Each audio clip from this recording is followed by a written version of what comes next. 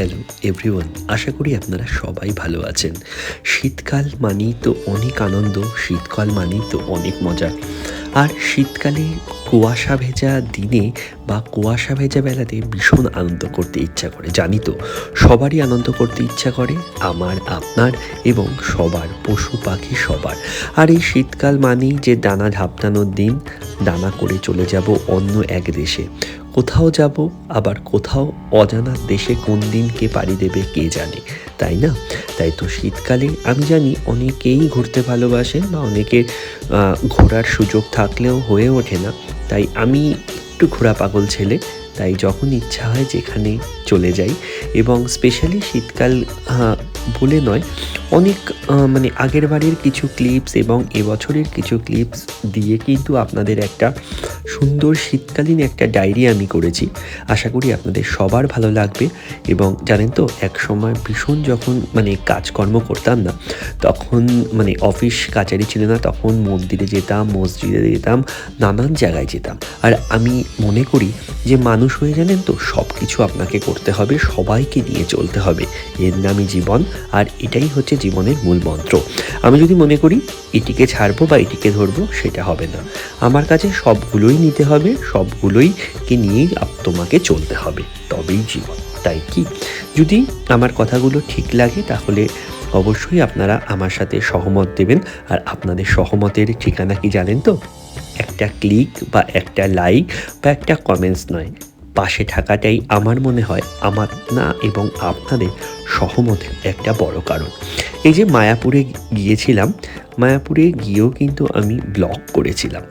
এবং ওই যে ব্লগ মানেই যে আমার ড্রয়িং, এবং আমি আঁকা করেছিলাম, তার সাথে লেআউট করি, স্কেচ করি, এবং এক সময় যখন ছিল সারাদিন ঘুরে বেড়াতাম এবং আউটডোর করে বেড়াতাম। এটাই আমার জীবন, এবং আমি চাই আমার কাজগুলো আরও ভীষণভাবে আমার জীবনে ফিরে আসুক।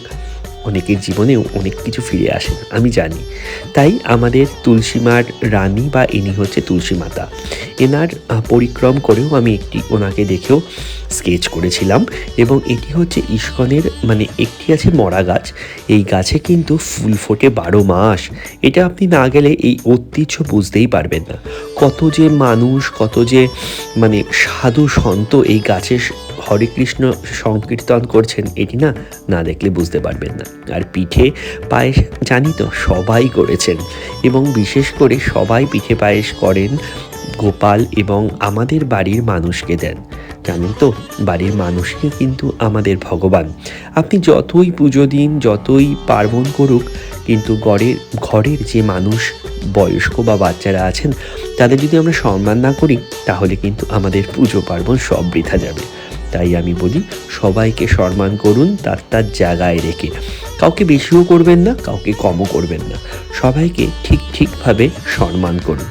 এবং এই যে আমার গোপসোনার গল্প অনেক, জানেন তো, এই গল্প বলতে গেলে সারাটা দিন সারাটা রাত কাভার হয়ে যাবে, তাও শেষ হবে না ওনাদের গল্প। ছোট করে দেওয়া হয়, প্রত্যেক বছরই দিই, এবং এবছরও দেওয়া হয়েছিল। এবং ওনাদের স্পেশালি ভালো লাগে ক্ষীরের পিঠে, তাই ক্ষীরের পিঠেই দেওয়া হয়। আপনারা বলুন তো, সত্যি কি ভগবান খান? একদমই নয়। কারণ আমাদের যেটা ভালো লাগে, ওই ক্ষীরের পিঠে আমাদের ভালো লাগে, তার জন্যই আমরা করে দিই। দেখবেন, যেটি আমরা খাই না বা যেটি আমরা ভগবানকে বলি ভগবান খাবেন না, এটার মানে কি জানেন? ভগবান খায় না, আমরাই খাই। তাই তো সবাই ভালো থাকবেন, সবাইকে সম্মান করবেন, সবাই ভীষণ ভালো থাকবেন এবং অনেক ভালোবাসা দেবেন আমার এই ব্লগগুলোকে। আশা করি ভীষণ ভালো আছেন, সুন্দর আছেন, এবং কথা হবে আর অনেক। এবার জানেন তো, ভীষণ ঠান্ডা পড়েছে, এবং পরের বছর নাকি আরও বেশি ঠান্ডা পড়বে। এটাই জীবনের মন্ত্র। এবছর যেটা হয়নি, পরের বছর সেটা হবে, আর এবছর যেটা হবে না, সেই বছর অন্য বছর হবে। এবং এখানে এত সুন্দর পুতুল আটকে যায়। সত্যি আমাদের এই মেলাটি অসাধারণ, অনবদ্য হয়। পারলে একবার আসবেন আপনারা। পানিহাটি মেলা এত অসাধারণ হয়, যেটা না দেখলে পানিহাটি বা সোদপুরের ঐতিহ্যটাই বৃথা। তাই পারলে একদিন আসবেন, আমন্ত্রণ রইল আপনাদের সবাইকে। এবং সবাই ভালো থাকবেন, সবাই সুস্থ থাকবেন, এবং সবাই কিন্তু ভালো করে কাটাবেন এই বছরটি। তাই শীতকালের ডায়েরি থাকলো আজকে আপনাদের জন্য এইটুকুন। পরবর্তী আরও অনেক ব্লগস নিয়ে আসবো। সাথে থাকবেন, সঙ্গে থাকবেন এবং পাশে থাকবেন এবং ব্লগসগুলো এনজয় করবেন। টাটা।